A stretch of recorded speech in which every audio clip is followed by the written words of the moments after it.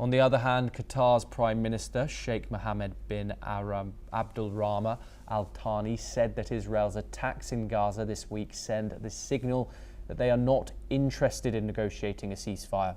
He later added the US-backed aid plan is unnecessary, stressing that the UN should be allowed to provide aid. We're now joined by Dr. Punsara Amarasinghe from the Koltawala Defence University located in Colombo. Thank you very much, Dr. Amarasinghe, for joining us on the programme. Qatar, the mediator throughout the whole of this conflict, has said that Israel's actions does not reflect the fact or the idea that they want a ceasefire. He cites the increased military presence in Gaza and the lack of negotiations moving forward. Do you agree with Qatar's thoughts? Yeah, I think to a certain extent I agree with what Qataris have indicated, especially if you look at the evacuation order came from Jerusalem yesterday. Is not it should not be taken in isolation. It should be understood parallel to what is happening in the Middle East at this very moment.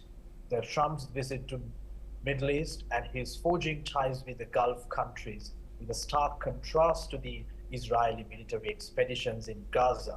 And it's quite ironic that President Trump, being the biggest ally of Jerusalem or Tel Aviv, has skipped visiting Israel this time. So at the same time, Israelis have intensified their military offensive in Gaza, which paved the path for a blatant violation of international law.